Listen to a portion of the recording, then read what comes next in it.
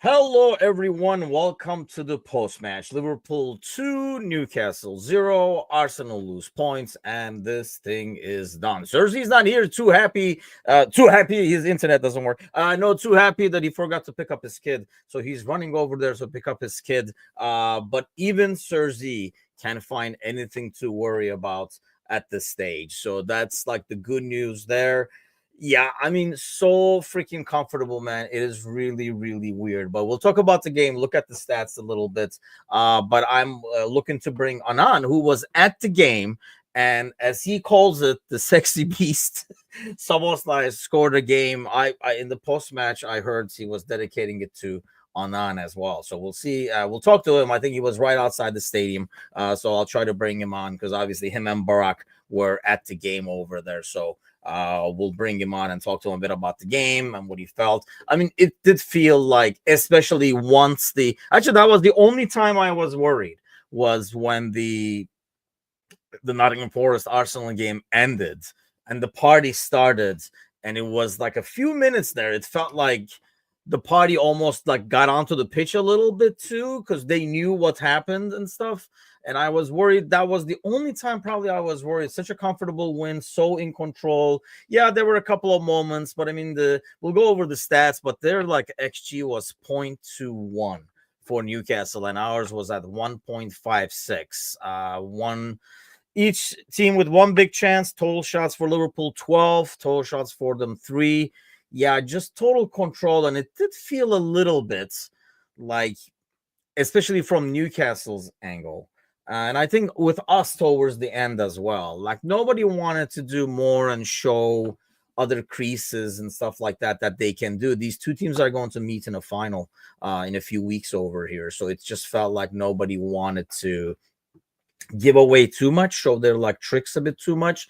So that was, especially, like with Newcastle, that was a bit more evident. I think I would have thought, I think like sliding Gordon towards the middle is a huge mistake, knowing their history with like Trent. I thought, but those are little things that I felt like were maybe being saved for the final over here. You can see Anand's camera in the background over here. There he is. I thought you were looking for Szoboszlai to stalk outside. What's happening? What is going on, man? Wow, what a day. I'll tell you a couple of things. Yes, the party did make it to the pitch. Everybody felt it. Everybody, I was actually outside because like they started calling people like, oh, the Arsenal game's ending. So we went outside to watch. And I sent you guys a video. Everybody was celebrating. And then that news made it inside. And like we kind of walked in and started kind of like partying, singing. So everybody kind of figured it out and it carried on throughout the whole pitch. And the players were looking, the coaching staff was looking. Everybody knew what's going on, and honestly, at this point, it feels like it's all but over. I don't want to say that and jinx it, but even I can't jinx this. Even I cannot jinx this. This reached the level where even Sir Z can't be worried anymore. So I want to say it's over. We could get this, over with in March and get that guard of honor from Arsenal. And I That's what look I want. That's very what I much really I look want. very much forward to that. And if our viewers are wondering how the atmosphere was, it was, I'm gonna say as we would in America, it was lit. Nonstop, 97 minutes of just fans supporting, chanting, and just having a blast. Hugged so many people I don't know, and shook hands with so many people I don't know. And overall, it was great. And the performance on the pitch, man, is just that team means business. They got the job done. Yeah. And with our new manager, who is now has a 100% win record of 1-0, and he's got Southampton next week, so it's looking like 2-0, and he might start getting offers to, to to go somewhere. But yeah, overall, a great day. And the city is beautiful. The people are extremely nice. The stadium is very, very well organized. Um, Maybe they could use more bathrooms, but that's a personal story for later. That sounded a little painful. I mean, Yeah. how close did you get to Soboslai? I guess is the biggest question that everybody wants to know. Did you get to touch Upon his my hair or no? upon my arrival, I was served with a protection order, and to stay away from it. So I disguised myself and it also didn't work. And I did not get very close. However, I was able to locate his home address. No, I'm just kidding. um, he did. He Did you did. I have don't know if you people in got. the stands shocked that Amarim was at the stands, knowing United was playing at the same time?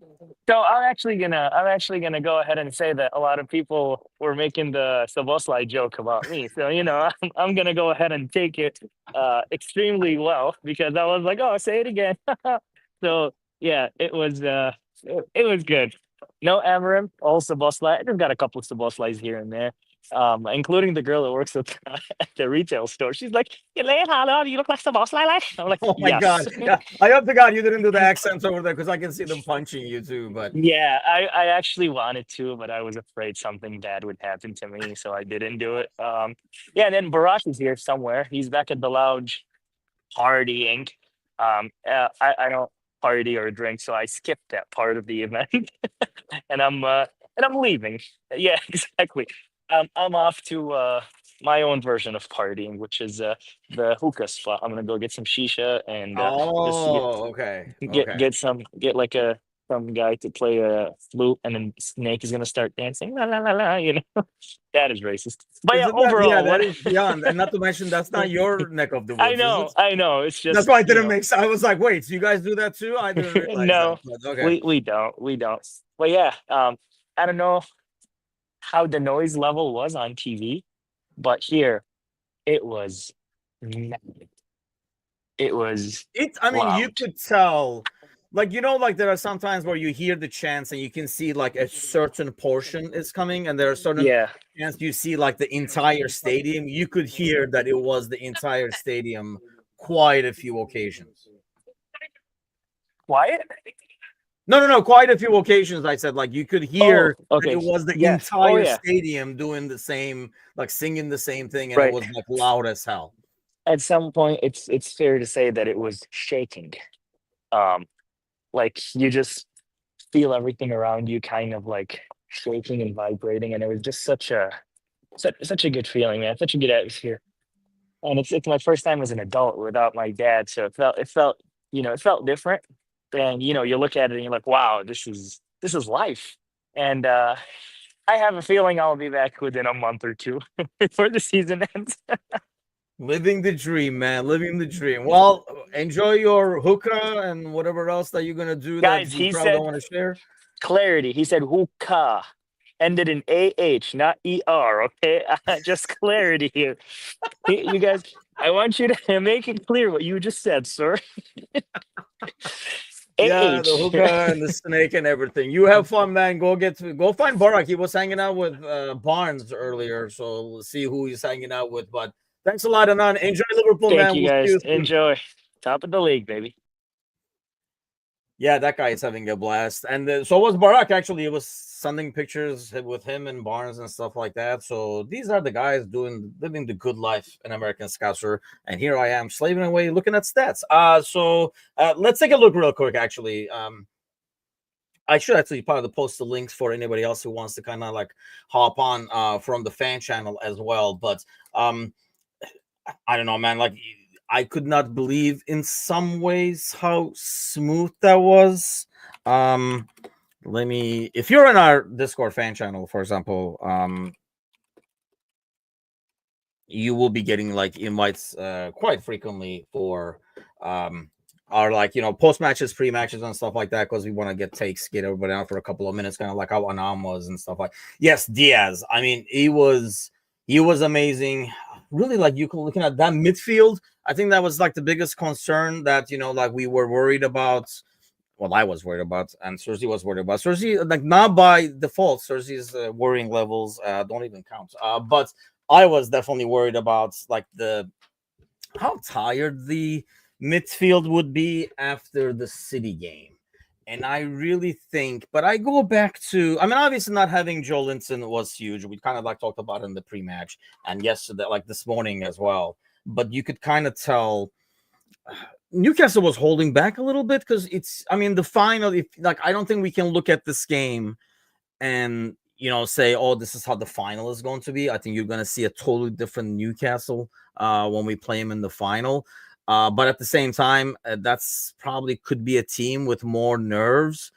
I think before, like when you look at like the League Cup before, like last year, for example, I think that was a team going there saying, like in terms of Liverpool, a bit more of a pressure, I think, in terms of like, making sure there's some silverware, starting the silverware. I think this team now knows going into that game, they're like, we already have a trophy in the Premier League.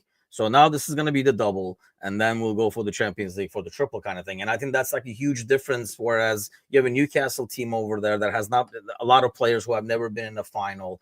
Not having Isak obviously hurts. I mean, if they had Isak in the middle and Gordon on the left, I clearly it would be a lot more dangerous and they'd be a lot more effective. But at the end of the day, it is what it is. You play against who's out there. But Diaz, going back to like Z's question, I thought he was excellent. The midfield, all three, I thought had like a really solid game. Maybe because I was more worried that I was like really like, comforted when I saw them like running. I mean, Szoboszlai, he could still be running, probably running away from Anand at this point, but still running.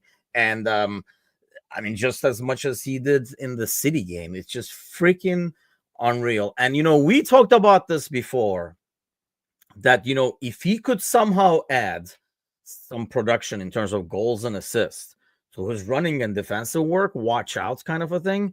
And, man, he has started to. Like, don't want to get ahead of ourselves and stuff like that. But if he can, like, add this to his game of the defensive work and all that, I mean, holy cow. I was watching that team today. And really, and I don't want to pick on Costas. He didn't have too bad of a game. I think the second half was really better than first half. First half was kind of rough.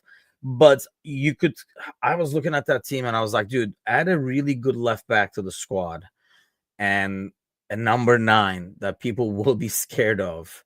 Holy cow, this team can go far. And that was with like, Gakpo on the bench and stuff like that. So, yes, the Mo, I mean, and then he wants a contract to boot. Come on. No, I mean, look, you could tell he really wanted it. And I honestly thought, like, at the end of the game, towards the end, there's a situation where, Szoboszlai normally, if to his right it's Elliott or somebody like that, I think he's cranking a shot and trying to get another goal.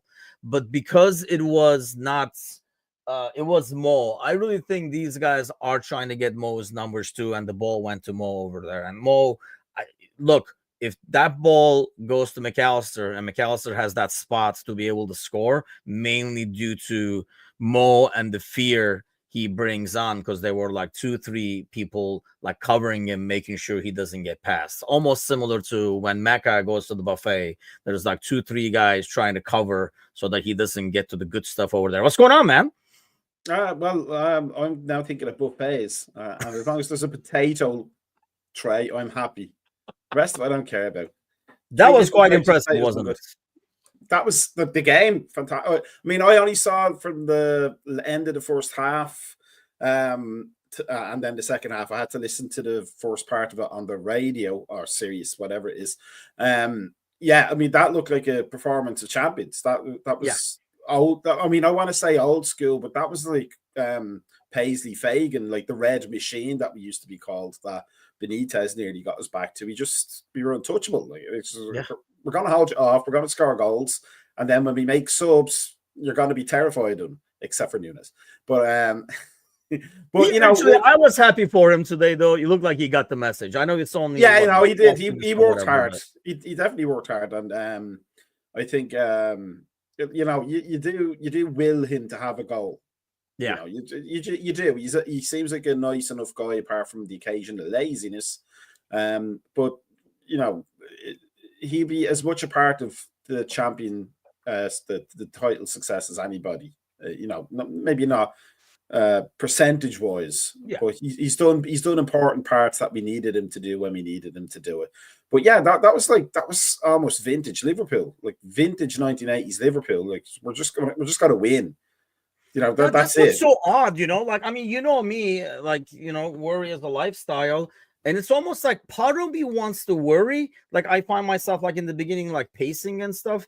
And, like once it's worked, I'm like, I guess I'm standing the rest of the way kind of a deal. But like, even part of me is saying, dude, there's literally nothing to worry about. Like, and normally I would try to, I don't know if that's the point difference. I'll ask you that, I guess. Do you think they're playing the way they are partially because of that point difference? It feels like, one, there's not as much pressure, and two, there's a confidence to them in terms of like things are gonna go our way. Yeah, like you said, like we're gonna win this. So whenever this is over, we know what the result is gonna be. I think a large part of it and the large part of the credit has to go to Slot, because if we were in the same game, I think with Klopp, I could see the last 15 minutes being a panic fest because we're still trying to win the game like 3 or 4. We're still aggressively going forward and we're leaving gaps.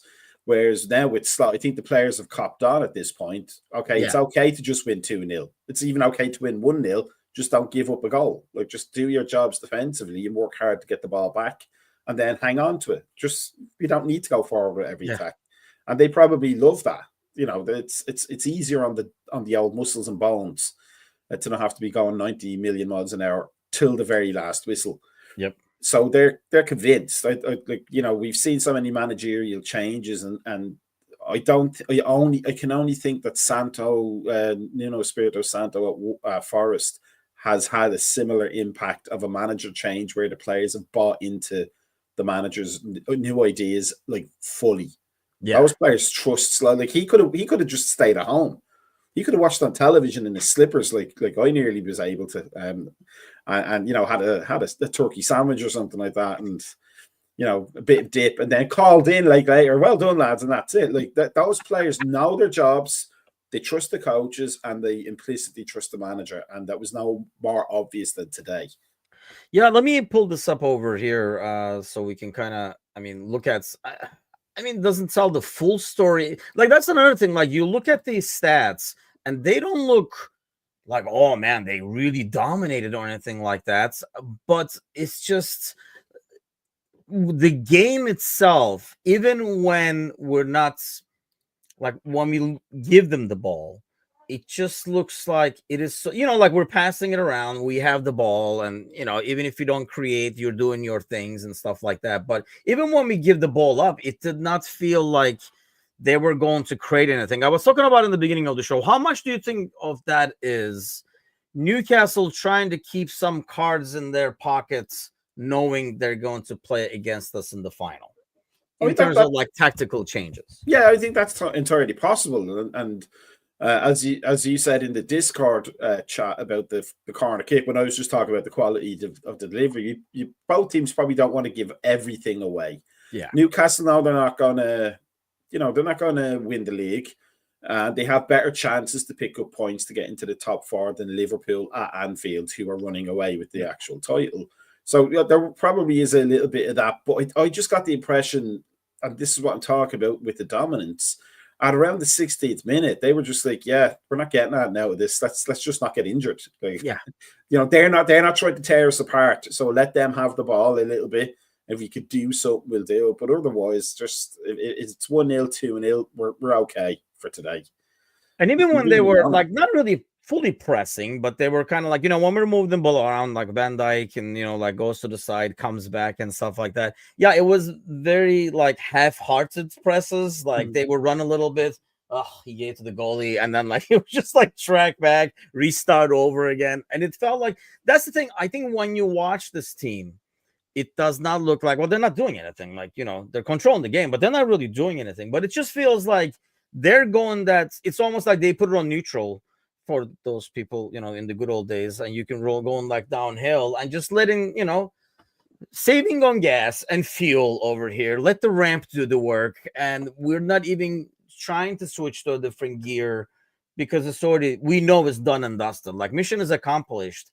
I guess my only concern in that attitude overall is, are you going to be able to, can this team suddenly say, okay, here we go, and then like put it in gear? And I don't know why I'm doing that, because nobody knows what the hell it is, because everybody's automatic now. They're like, what is he doing? How does he change gears like that?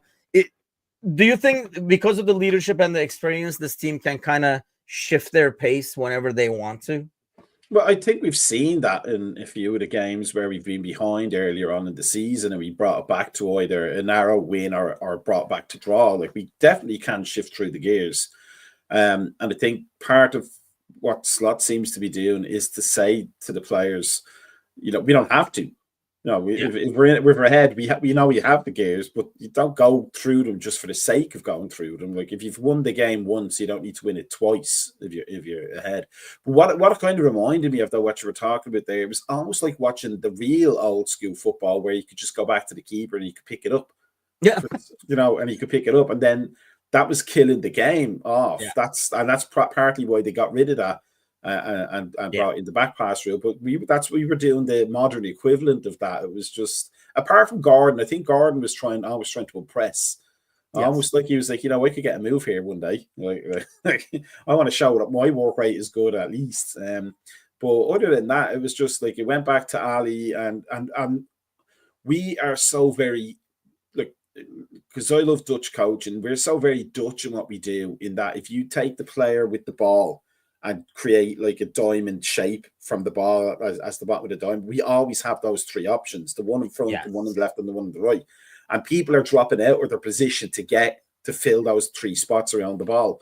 And I don't think the Premier League teams have figured it out yet, because we always seem to have an option where they're like, oh, I was going to press there, but now this guy's here.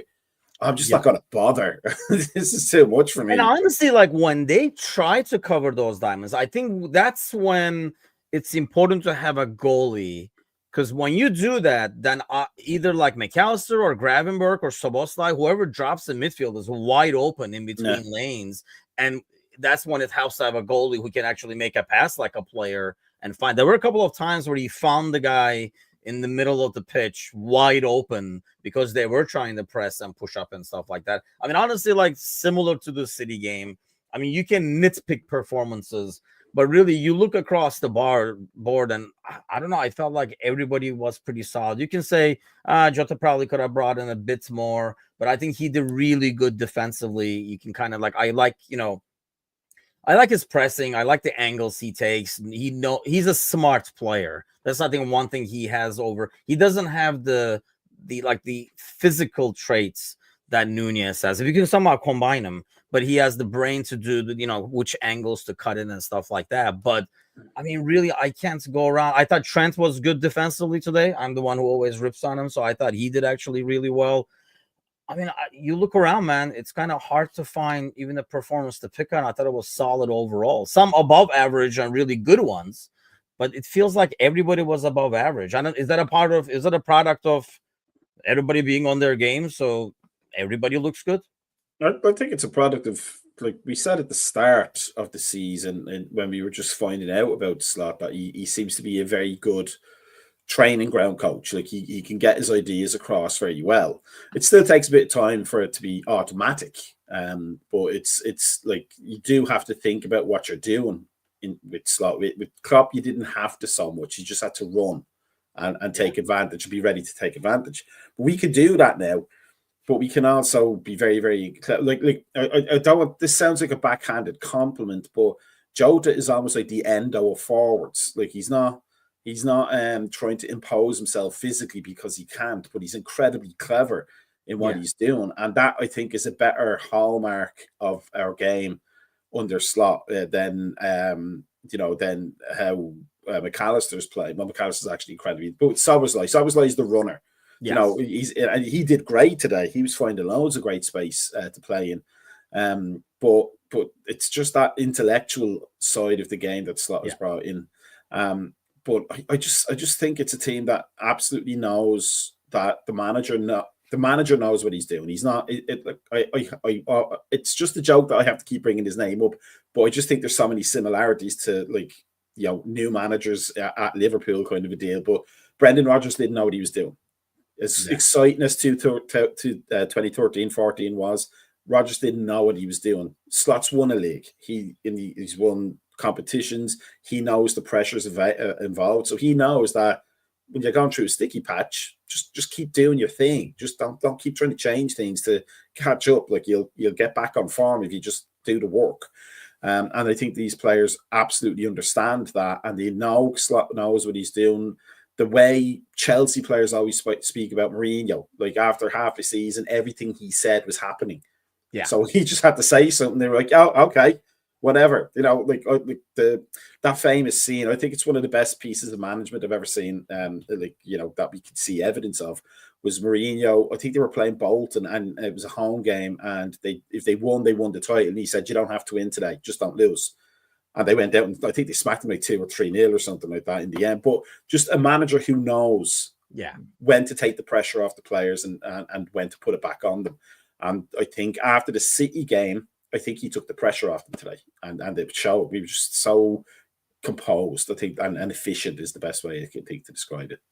And I think we're getting, by the way, we're understanding more and more. We did not know, and we still don't fully know in terms of certain positions, like the left back, like what he wants. But I think in terms of the profile of player he wants, you can kind of tell. And I think, we were talking about, I think this morning, that, before we didn't know, like we were like, hey, maybe Slot will make something more of Nunez. I think they're kind of like complete opposites. It definitely does not fit, because he wants a player that's going to play with more like smarts and intellect, and not just pure on speed and strength and energy and stuff like that. Maybe like Klopp wanted to. And I know we're kind of sometimes oversimplifying like Klopp's system. It wasn't just like run, but still, I think you can kind of tell, because the system changes so many times within a game at times, that you need players that have the intellect, the intellect of the sport and the game itself, to be able to adjust themselves, see the spaces, see the movements, understand what's going on around them, not just like when the ball is around them kind of a deal. Well, I think like one of the best things any Liverpool fan can do is watch that Sky Sports interview that was out last week, because he literally tells you exactly what kind of player he wants.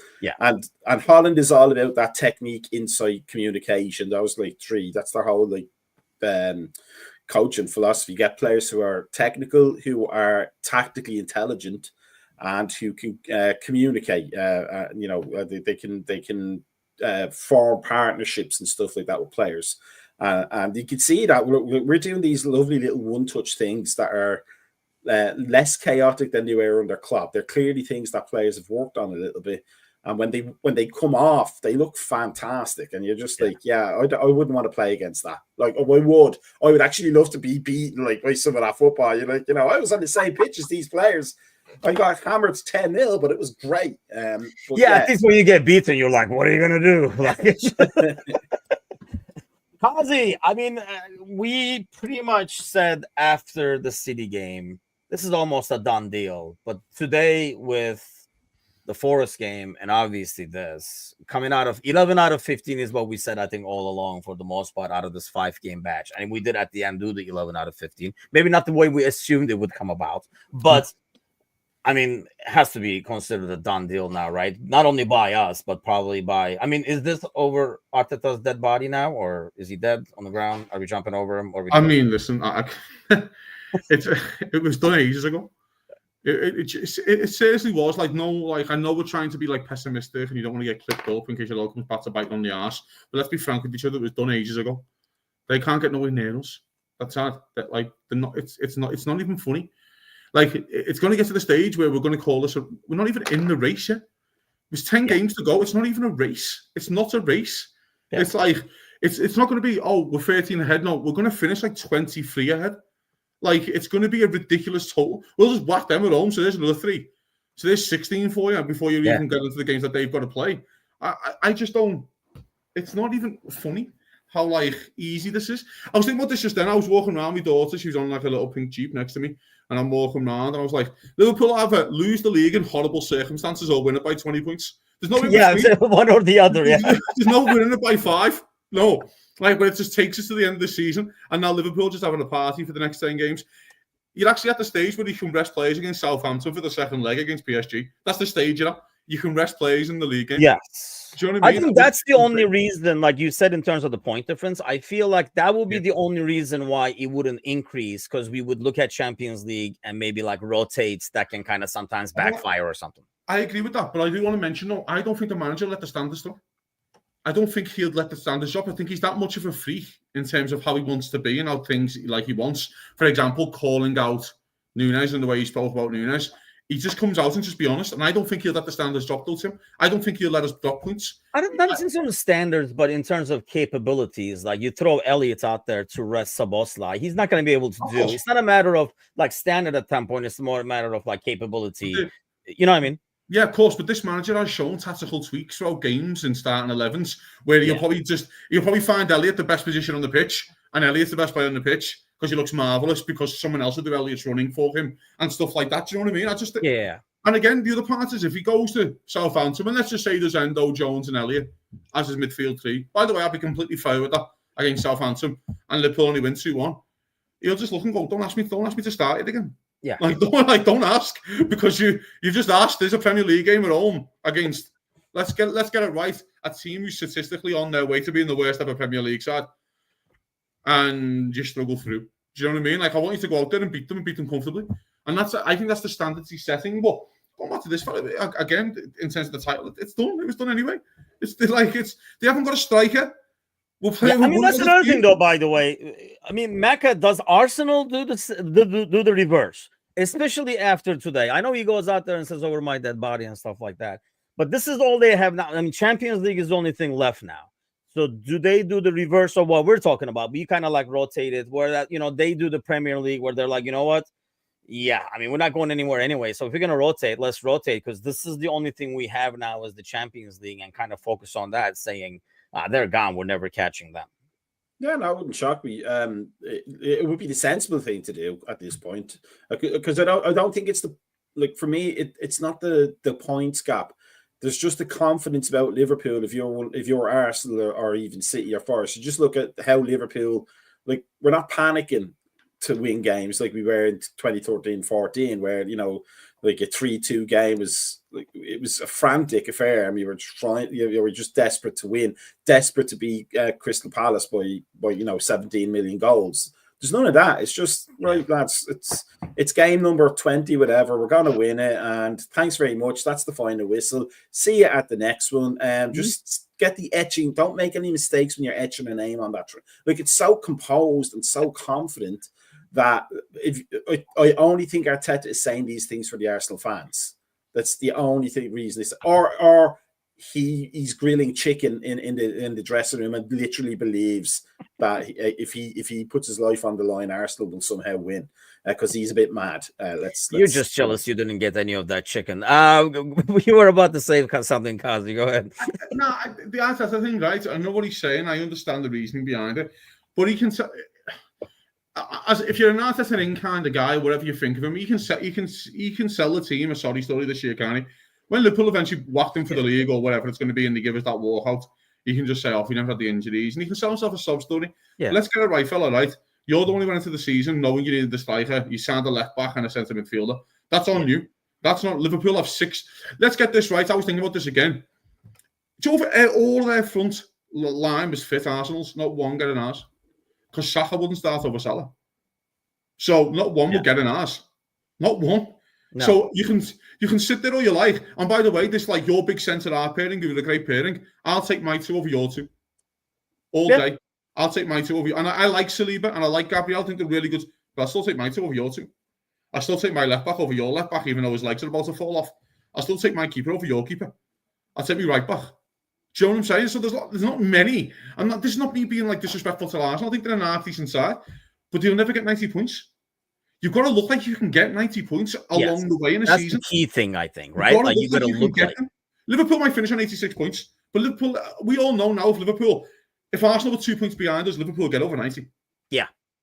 Well, Arsenal can't. I think Arsenal only get 87 now. You've got to get over 90. By the way, and I keep saying this, I don't think this team can get over 90. But does it need to be 90 this year to win the league? And I think next year he wants to build a team that can get over 90. I think next year he might know that City could come back. Do you know what I'm saying? And kind of breathe down the next, and Liverpool will need to get 90 again. But let's get it right, lads. This Arsenal side, they haven't got a striker. They're at wit's end with injuries. Wit's end. Saka's hamstrings are falling off. Literally falling off when he's a kid. That kid should not be playing anywhere near the minutes that he's playing. And then you're signing Moreno and Calafiori, who I don't think are good enough. I think they're fine players, but good enough to win the Premier League, lads? Not for me, but we'll see. Squads, I think depth. I don't know. I mean, Calafiori, I do like. I don't know. I think he would be actually a better fit for us, for example. My thing is, and I've been saying this over the last couple of days, Macca, that it's not like because I agree with Kazi. Like, I think you can say that to the board and stuff like that and say, look at all these injuries. We really didn't have a chance. We gave our best shots. It is what it is.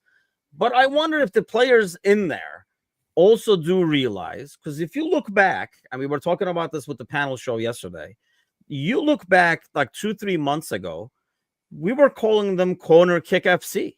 This was never like a really free-flowing attacking force either. They were just getting all their goals from corner kicks.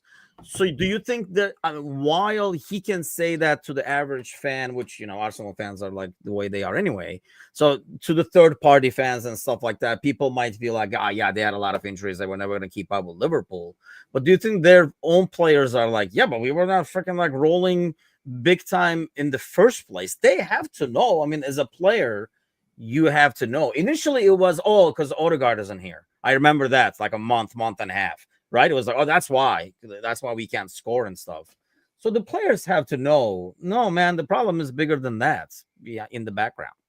Yeah, no, I think that's and it kind of ties in. Like I think today and where we are now, for Kazi specifically, I think it dispels any notion that Slot might be a ball fraud. But he's definitely the real deal. We'll see. That's not a good side. But it does maybe put in the players' heads that Arteta might be a Lego-headed fraud because as I remember, we had this discussion a long time ago about Arteta doing all these almost the next generation of the three envelopes thing with in that Arsenal documentary and all that. Like he just seems to have a lot of gimmicks. Yeah. And then once people found out figured out what the corner kicks thing was, and he didn't have that anymore, he's back to the gimmicks again. Like it's almost paranoid. Do you reckon he walks in to every single away dressing room like it's like some sage and lights it on fire like this? Probably, yeah. Bad spirits in like a dressing room, and he's got like magic crystals and tarot cards on the table. Oh, you're going to corners of the dressing room to yeah, definitely. You sort of go there. He's got fucking Arsene Wenger pissing in the corners like Bruce Grobbelaar on the goalposts to make sure that they come in the league next year. Yeah. But it's funny for somebody who's from the Pep Guardiola school of coaching, like that coaching tree. He actually ends up looking more like the worst version of Jose Mourinho, like the paranoia. Yes, right. Jose defensiveness. I've said this before. He's more David Moyes, who he played under for 10 years. He's more Moyes. Yeah. That's a good point. He's more Moyes than he is Pep. And I've said this before. You've got to forget when you have such a long career with a manager who managed you, and you've seen success. I know what you're saying, but when Everton finishing 5th and 6th, that's successful for Everton. But that's good. And Moyes had them as a really good side. I think that is a thing, Mac, in the back of his head when he looks at them. If we just had a 2 or 3 for that Everton side, we could have been in the top 4. And he could think like that. And by the way, he'd have an half-decent shout because they were a really good side at one point. Yeah. But I think it's the Moyes thing, Phil. I always think about that. It's not Pep, it's Moyes, isn't it? He's a very defensive, negative one coach. Thing, though, Mac, as well, I want to mention about this with Arteta, because I think about this a lot. He's seen it fail under Wenger and go, we can't do it like that, because he was the captain. And he's probably thinking, I've got to do the complete opposite of him. I can't beat him. We can't play like him because I've seen it before. It doesn't work. Do you know what I mean? So I've got to move on as well from that. So I think there's a part of this where they go, and we might look through Arsenal history and go, well, I can do more George Graham. Yeah. Would it work than Arsene Wenger? Do you know what I mean? They were complete opposites, end of the puzzle. I think it's difficult, man. I think Arsenal have big decisions, Mike. I think Arsenal, if the World Cup was this summer, I think they'd be considering it, because I think there's a few managers after the World Cup who they might look at. Tuchel being one of them. Yeah, it almost feels like Arteta is the guy before the guy at this stage. Like he kind of fixed the major issues, but he's not going to be able to take it to the next step. Like he was watching Pep as an assistant. He's like, this is great. And once I bring the grill to the locker room, I can take this to the next level kind of a thing. I don't know if that's true, man. If it is true, that's absolutely insane. I'm all in, by the way, if it is true, because it's fucking absolutely wild. But I don't know, mate. They were never challengers to Liverpool, mate. They can't, when you actually Liverpool get a full strength 11, like last year we couldn't get a full strength 11 on the pitch. It's not close. It isn't close. And I still think Liverpool will massively improve in the summer as well. And I think that's real big problem for the rest of the league. I really do. Yeah. I mean, when you look at this team right now, I mean, especially for us, like I say, as I was watching, I was like, man, like one here, one there. I know we talked about it, and I love a good contract chat, Kazi. But we talked about in the past that this is going to be a big summer, one way or the other, with or without the contracts, even if these guys come back and stuff. But in some ways, like there are certain players that you can kind of tell that he's not really into. It just does not fit and into, right? And when he gives the opportunities, they have not really cashed in on him either. Like compared to Endo, for example, who clearly does not fit what Slot wants, but he comes in and does the job needed, and you know exactly what you're going to get, and he delivers it every single time. I mean, to me, Mecca, in some ways, do you want to do this? Is great, by the way. In March, we can already start planning for summer. Do you want to like change a lot in this team where everything seems to be already like in good shape, or you only do one or two tweaks because you don't? I mean, your advantage going into next season is going to be the fact that you're going to be the winner, the confidence, and now a team actually a bit more designed for the system. I think let's assume we win the league with no issues, and one of the other two, preferably the Champions League, but I'm taking all three. I take all three, but if you do that, especially as a new manager, I think you get next year as a gimme. And that would be the time to make the big changes if you want to make big changes. If you want to get rid of Nunes and get rid of Chiesa, get rid of Tsimikas, maybe keep Robertson as the backup left back and get a superior one in his place. And then let's just assume the contracts are all sorted out so that doesn't become a controversy. Look for either put an enormous amount of faith into Kwanzaa as Konate's replacement eventually, or find somebody to replace Konate, because we don't know whether he's going to be fit for 10 games in a row anymore. I think midfield is set. Maybe one other, like to replace Endo as a backup for Gravenberch, so he doesn't have to run himself into an early footballing grave every season. But there are tweaks to make. But if you win all three trophies, you have a season to do, because he's got all the goodwill for a season. But then it has to work out after that. If he's a cagey guy, then he starts probably thinking about, I'll just make this little change here and this little change here and see how it works out. But I think he does have next season, if this one is as successful as we want, as a complete gimme. I think there's a case to be made for an overhaul, like a large overhaul. But there's also a case to be made to just be subtle, because that seems to be his style. He doesn't seem to be the big, sweeping change guy. He seems to be, I'll just change this here and change this there, and then within 3 months, you won't even recognize what the old thing was. Yeah. But in some ways, it really fits into a Liverpool transfer policy, right, Kazi? Because you can't, you don't have to bring the 60, 80, 90 million guy. You can go and get these 20, 30 guys that fit his system and not having to do the wholesale changes and still save some monies. This feels to me, gents, like very much a Jerry Crouch moment with Jordan. That's what it feels like to me for this season. Like, whatever happens this season, I don't care if you win the league or not, we're doing the rebuild. I've got a feeling that's kind of been said a little bit. But the difference is, I want the rebuild to be based around the three lads out of contract. That's the bigger part of the conversation. Do you know what I mean? Like, they're the ones who are wants, because they're the ones who attract the players. Yeah. For example, if you need another centre half to replace Joe Gomez, they're going to go, well, I want to play with Virgil van Dijk. And you know what I mean? If you need a fucking number 9, I want to play with Mo Salah, because he gets 25 assists a year. And if he gives me 15 of them, I look great. Do you know what I mean? Yeah. So there's a part of that chat. I know Mac has made the point about the squad players like your Nunes and Chiesa and whatever. I think there's bigger questions around more first teamers. Robertson, Konate is a massive question for me, because he's only got 12 months left on his deal. And whether you like it or not, gents, if he's not signing a new one, he has to go in the summer, or do you want to have this thing happen again where we're in the Virgil van Dijk Salah range? Yeah, I want to stay, of course. I'd love to have a sign a new contract, but let's get it done then.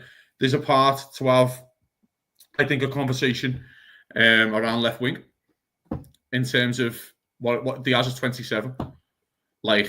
Is he a 22-year-old winger? Looking at Diaz today, though, man, he has absolutely. And honestly, at his, I know he will have suitors, right? Massive. But with his wages, he's not a luxury to have as backup. He's got 2-3 years left, hasn't he? But the thing is, though, he knows his next Diaz's next contract is his last big one. Yeah, that's what Diaz is. That's the state. It's like Trent, isn't it? Trent's next contract is his biggest ever contract. It's his next one. Whoever he signs that with Liverpool and Madrid, he'll never get more money than what he's on. So I just think there's that part of the chat to have, and I think they will Jerry Krause. I really do. I really do think they'll rip it up with like 6 or 7 of them and get rid of 6 or 7 of them. So, but going back to a fella like this team, he's starting from a really, really high bar, and he's really got a nice base to work with. Szoboszlai's been brilliant.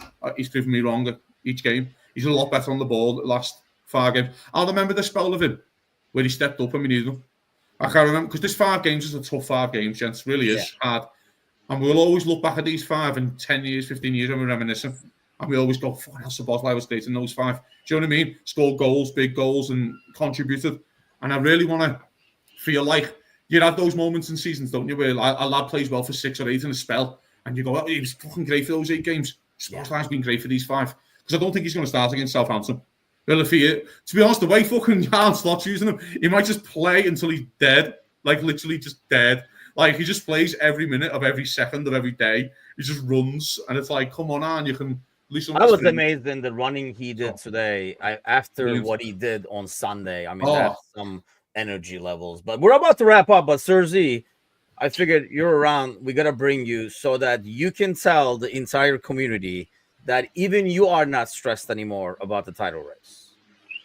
Nah, I'm more stressed with my kid who's like bribing me $20 to tell my wife that I forgot him at school. Like, literally, the school's called me up. It was like, yeah, your son's here in the office. I'm like, oh, shit. You're like, so, that's fine. We're up by 13 points. You're like, yeah, it's like, well, give me $20 and I won't tell mom you forgot me. All right. But no stress levels, no medication, nothing. No, it's no. It's yeah, my medications and the refills have run out at a good time because I can't be bothered to get blood work done and get refills. So yeah, no, it's like what we were saying in the pre-match. I think the fact that Isak wasn't playing and John Lennon kind of dulled that worrying us a little bit. And now we're playing like champions. We're just like just rocking up and just like play. Teams are just like that Man City performance was great, and we needed that for the players to believe that they're champions. And now we're playing like it. And now Arsenal are also playing like the champions, and they're just folding. Hopefully they don't make the top 4. I'm going for Arsenal. I don't think they will. Top 4. I don't think they will. I know. I don't think they will. That would be some comedy. Honestly, I just think their heads will fall off, and I just think they can't score. If you can't score, you can't win. I don't understand how we buy Chiesa for 12 million and not once they. It's like I was saying, like you need a striker, so you go and buy a left back and a midfielder. Like even this summer, they're or this summer coming up, they're linked to Zubimendi. Like it just doesn't make sense. Like you need a striker, but it's all good for me. I mean, the further Arsenal fall down the pecking order, the better.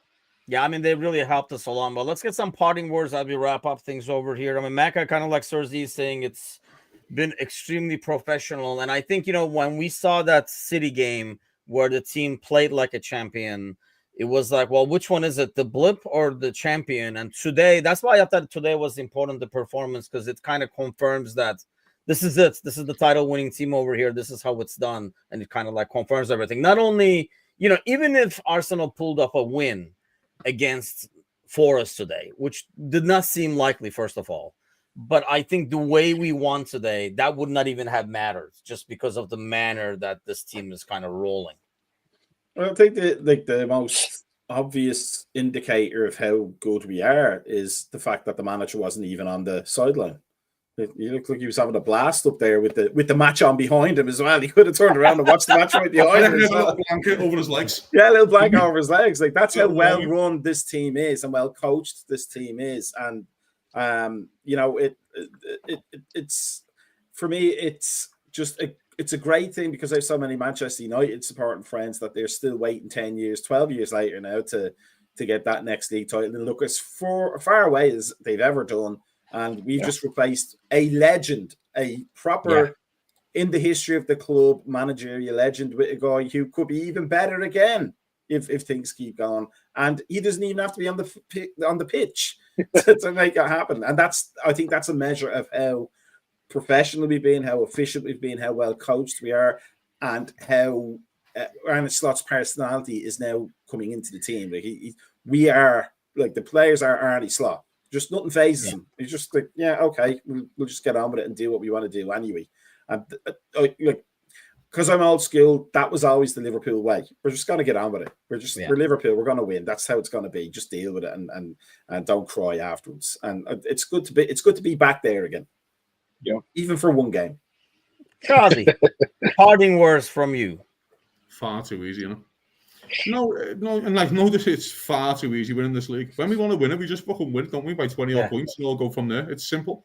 Like, this team now, it's just a machine. It's just a consistent machine. I actually think the only thing that we're missing this year at least, is hammering the team. And then I checked down next Premier League game, and I was like, if you want to be Southampton, mate, you may as well just take your 3-0 forfeit now and don't even show up, I reckon. Because this team, mate, is so good. You're going to have to send a team from Mars, I think Bill Shankly once said, to go and beat these lads. Because, my God, they're always in the game. They can win in multiple ways. That's what's so impressive. They can win in various different ways. Like, you get those type of managers who go, well, it's only plan A, and if plan A doesn't work, we do plan A again better. Yeah. And it's like, no. Our manager just goes, nah, fella, don't worry about that. I've got loads of little styles in my locker. And I just think teams are not adjusting to it and can't get used to it. And this team's a joke. It's a joke. You're at the stage, 10 games to go, where you can rest players in the Premier League to win the Champions League. What the hell is going on? Yeah, like, what are we doing? I mean, it's just nice to see a team that reflects the manager in terms of calmness, but still has like a hardworking and freaking like a feisty, like, you see, it's not like calm but wimpy. You know what I mean? It's calm but determined, and that's what I love seeing. We're about to wrap up over here. I lost part word, by the way. Someone put on Twitter, Eddie Howe, welcome to the Johnny Heitinger Penitentiary, which I thought was very, very funny. Very We're about to wrap up, but Gally, I'll give you a couple of minutes to give your final take on this. Oh, no, I just figured this is basically welcome to the penitentiary right here. Like, how are you guys? Good afternoon. Yeah. What a day. What a moment for the Reds. Soboslai just growing bigger and bigger into this club. I wasn't able to listen, so I don't know what you've said, so I'll apologize if I reiterate anything, but just thought it was a proper football match. Just one more time where Mo Salah, even in a day where he doesn't score, he just shows his class all match long. The few of the times, the passes he made, that one on the outside of his boot that he plays with his left foot to Diaz, and you're just hoping he smashes it in and hits the back of the net too, and you're like, oh, it's just wide. But it's one of these afternoons where you just watch it and you understand why other folks are envious of being supporters of this great club. Yeah. Like those moments where haters hate and we're Liverpool supporters and we have to deal with it. Today is the reason for it, because it all came together. They tried every way they could to talk about in the pre-match that there was still a title challenge, that Arsenal had a shot, that Liverpool had showed cracks. They tried every way they could to institute the idea they weren't going to just walk this thing. And, I mean, the performance, Arsenal once again is, inept in front of goal, can't score. If it wasn't for 2 goals by Moreno against Leicester, they'd be an absolute cluster B, fallout at Arsenal time right now. So it's just such a good time to be a Red. So excited. Couldn't believe I went to go to Facebook, brought up StreamYard, and you fools were still live. So I figured I had to. I know. Like, it's just like kept going, but hey, I'm going to wrap it up today. We were talking about it, Sergi. We talked it into reality over here that we're up by like 13 points. They can have the game in hand, and this is pretty much a done deal. We were actually talking on the Discord channel with the panel crew that this might be a really, really boring end to the season for like just the average fan, because the bottom looks like it's all set, the top looks like it's all set, and there you go. Even Aaron now is not talking about bottoming. That's a great way to end it. It was 50 degrees. It was 50 degrees in Western Massachusetts today, but I would tell you hell is just frozen over because Aaron has joined Kazi's bus that he fired up the first week of August. But I hey, did. no morning show tomorrow. Just a reminder, we will post on the social media later on today too. But the boys will be the three of these guys. The ball crew will be here. I think with Shelton as well tomorrow night. 13 They'll talk points. more about that stuff. And hey, enjoy the days, man. These are 13 great days to be a Red fan. 13 points. It's not even close.